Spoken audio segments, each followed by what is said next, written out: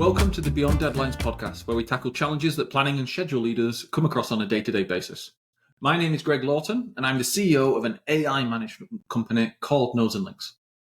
I'm Micah Pipo, a scheduling and planning manager for Intel. Each podcast is designed to give you strategies and tactics that you can implement right away.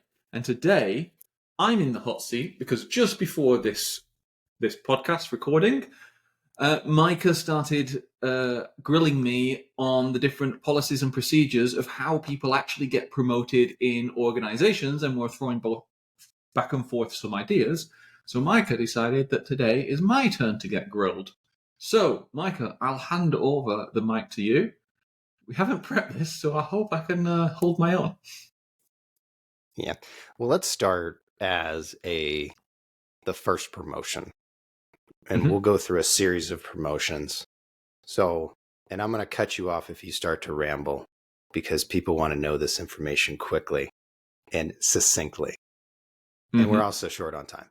So you are a junior scheduler. You've been working for a couple years. You're going for that first promotion. How do you go about doing it? Okay. I'm going to cut straight to the heart of the matter. Number one, in general, businesses move people into positions they need. They do not create positions for people. So there needs to be a business requirement to have a scheduler at a higher grade. If there isn't, you may think, okay, well, I'll go the other route. As a junior scheduler, the chances are you're not that valuable to the organization in totality, so that you threatening to leave is probably not going to do much at this stage. Wouldn't recommend. No, but what you would fundamentally have to do is to show the company that they do require a higher value scheduler, and then place yourself in the position. What I see most people do for this is they end up doing the job of a higher value scheduler. They then classify it and say, yes, I'm doing all of these things for you, and you see value in it. So it's almost a realization of, oh, we've been getting an amazing deal. We've actually needed a senior scheduler, got you, but been paying junior prices. And then obviously at that point, you're like, look, let's level this out. The simplest promotion path of all is when HR publishes there is a more senior job up for offer, and you go and compete to get it. Absolutely. What about when there isn't a position posted? What are just some quick tips and tricks and tactics to go in and ask your boss for that next job? Well, there's two things here, and it's framing. One is framing yourself, and one is framing the company. Framing yourself is going in and asking for a mentoring meeting. So you can go and talk and say, I love scheduling. I want to progress in my skill set and my career. I want to increase my earnings capacity. I've got family and ambitions. No one's going to shoot me down for that. I want to do this. Could you help me establish the levels and the gradings of what I'd need to do to get the skill sets for the next position? Now, asking what you need to do and asking if they have that position are two different things. And you'd have to kind of guide them away and say, oh, we don't have that. And be like, I know you don't have it today, but I still want to understand what I need to do in case it comes up in the future. So that's one element. The second element is, a business case justification, where you'd need to say, so I've been seeing that we're getting a lot more complex scheduling work through, and I see that scheduling has a disproportionate impact on the success of our projects and our business and our profit. What is the company's plan for investing in what seems to be a business critical function? And it seems strange to me that there are mostly junior people in these roles where we should be trying to push those people into more senior. What's your thoughts on that? And I'd kind of, it's almost this is how I'm understanding the world. It might be a realization to have it said to you in this way. What's your view? And you might, get them thinking. Now they might go, well, actually, we have a plan in place for this, and let me explain it to you. Or they'll be like, I've do you know what? I haven't actually had time to think about this. Crap. Right, that's a very, very good point. And then you've got them off the cuff, and you can have a conversation with them there. Pro tip. Obviously, go on. Interjection. Pro tip interjection for junior to senior scheduler. And this even helps beyond, but I think it becomes a little bit less relevant. Create yourself a promo packet. A promo packet is a collection of stuff you've done that provides your manager, senior manager, whoever's making this decision, a succinct overview of how you're operating at your current level and things you've done to operate at that next level. That way, this isn't 100% verbal conversation. And then in addition to that, you can use this packet for your resume if you need to go external to apply to a new job. Let me let you into a secret as well. The business case of promotion is to save the company money. It saves a company money on opportunity cost to take you out of a junior position and put you into a more senior one and backfill the junior, because they're still going to have to hire, than it does to hire a new senior person in. Why? Because you already know the policies, the procedures, the culture, and the people in the company. So your ramp time will be shorter than a person brought in. So, let's look at it in the clear light of day. Jobs are created to earn the business money, to generate value. So you need to justify a job being created. And the reason for promoting internally is cost saving. So it is in their interest to promote you if you fit the role, so long as they're not trying to do other things such as bring in external viewpoints, which they normally do at more senior positions. Yeah, I completely agree. There's also the cost of actually hiring someone, which is actually pretty crazy for all the people's time it takes to interview them, all the time it takes for bring candidates in, and then to do that ramp. Switching gears a little bit. If you use a headhunter, you're looking at 10 to 15% of the yearly salary of a person to try and hire someone in externally. That's how much money you're saving them. Oh, yeah.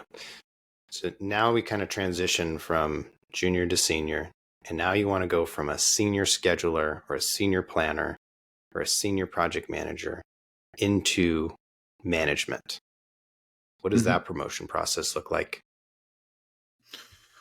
Well, here your options open a little bit more, because fundamentally you've got two options. You can go management in the company or management consultant.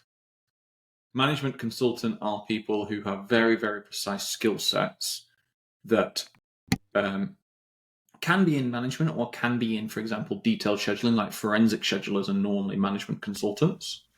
And then one company may not have the capacity to hire someone at that grade full time, but 5 companies will. So you can go that direction, which is either starting your own consultancy or getting hired by another, or internally. This is really where people think politics come into play, and yes, it does. But what is coming into play is organizational fit. So it is less important, do you have the skill sets to go into management, as opposed to, will you provide a net positive in the environment that you are going to be placed in? So are you going to be able to align yourselves with the processes, systems, tools, and people of your new higher level? And are you going to be able to reflect the culture of the organization downwards? Now, when you put that aside, because this is kind of, in the first one, junior to a more senior one, that's going to be much more based on skill sets of scheduling. Going into management is going to be skill sets of management. This is what I'm starting to describe here. The process, though, is still the same. There's still going to need to be a business requirement for that manager to exist. If there isn't a business requirement, you're going to have to justify it. Once there's a business requirement, you're then going to have to apply for it and compete against other people in achieving that position. That's the long and short of it. all the way up to the CEO, that process exists. There needs to be a justification that the CEO role exists. And then there's a competition, and normally this competition is very, very expensive headhunters go and find other CEOs from other company and ask them to apply for a job. The same process goes all the way from junior all the way to a CEO of an organization. There are ways to create that role or create the perception that that role is needed in your construction project, construction management type groups, and even in any other group. You'll have a boss, and boss will have employees.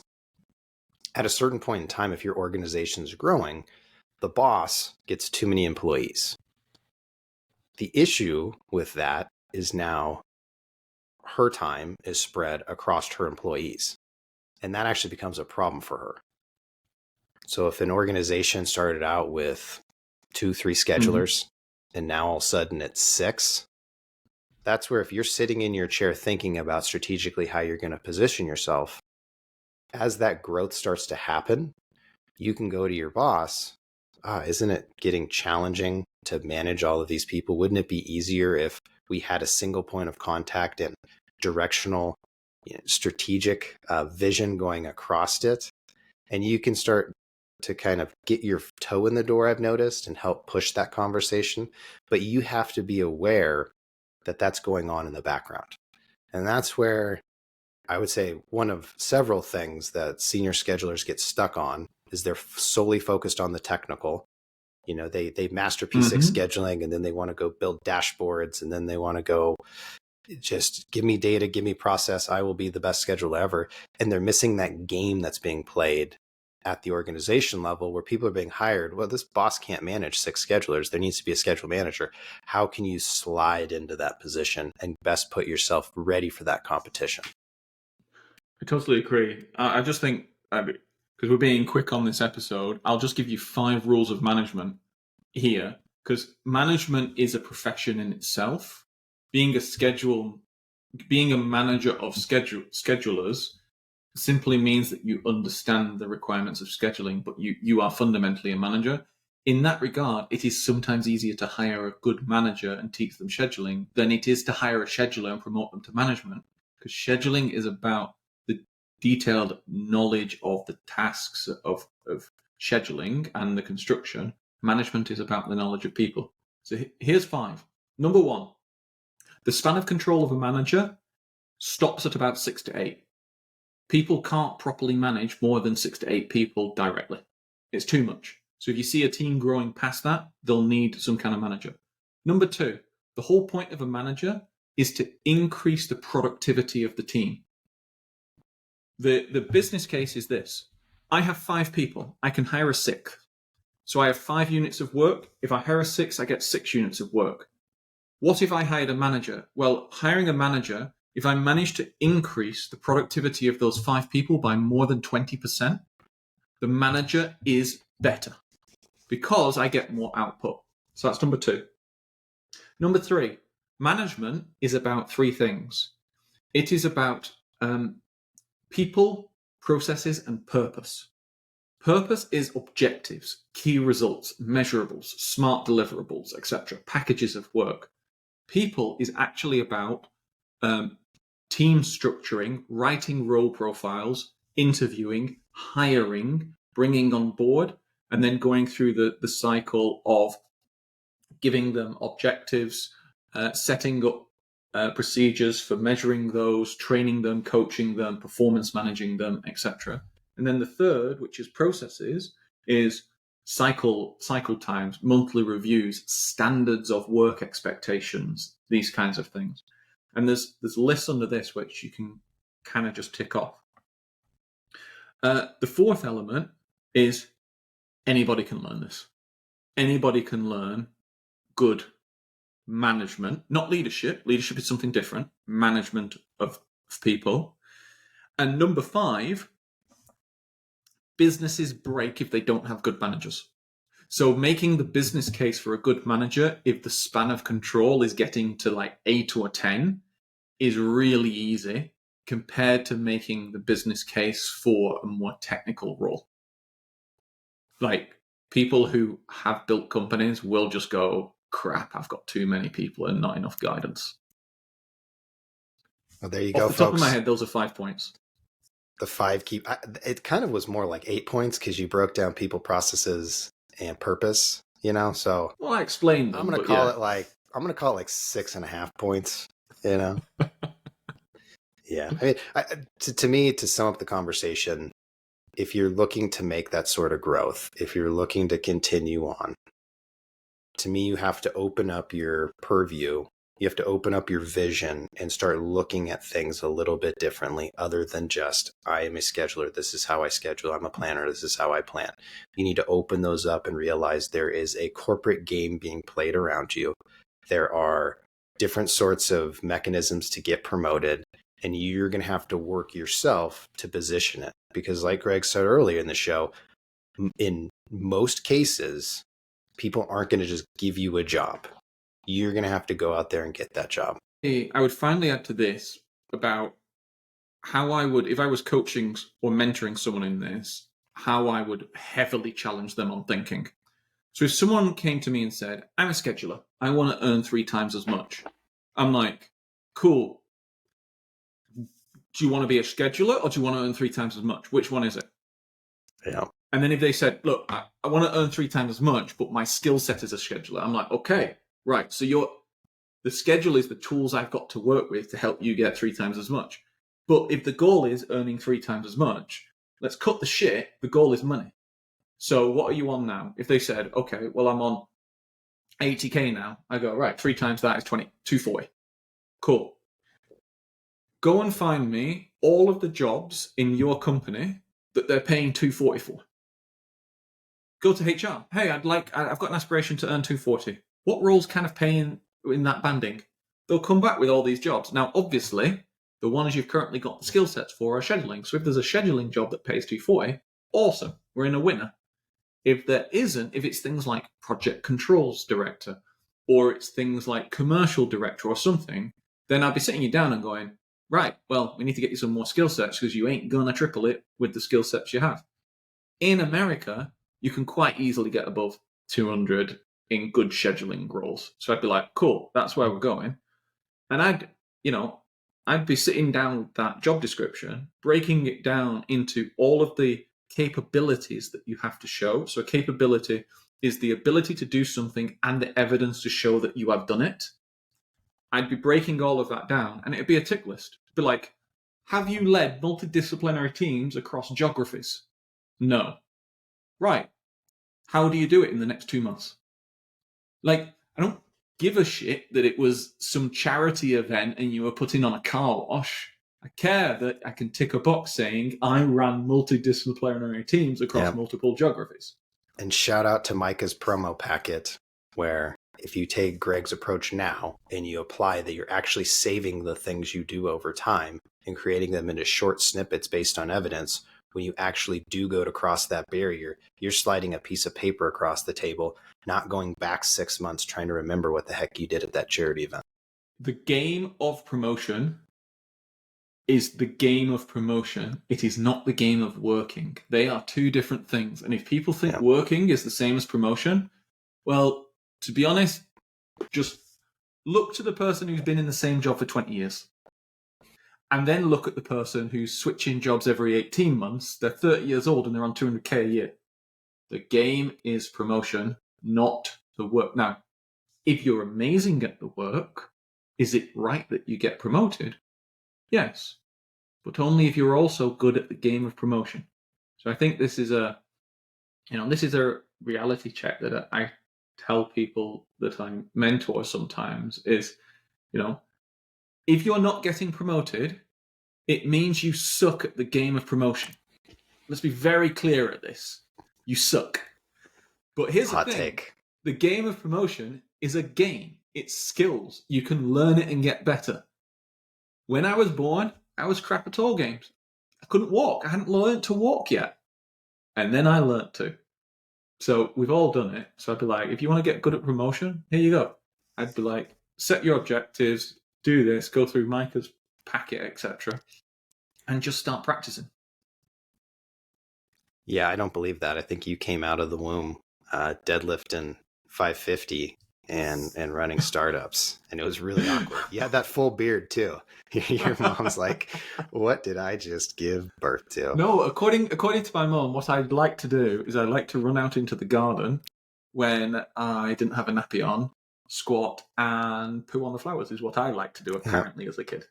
So Yeah, I've a come from nappy there to here. for So those is a diaper. Yeah. yeah. Greg is still doing that, folks. He just hasn't given up that habit. That's his favorite pastime. He just finds a nice bush. So watch out when you go to. He blames that he has a dog. He bought a dog just to facilitate that habit. All right, folks. Yeah. On that note, we are going to wrap this show up. You can find us on LinkedIn, and we have an email newsletter.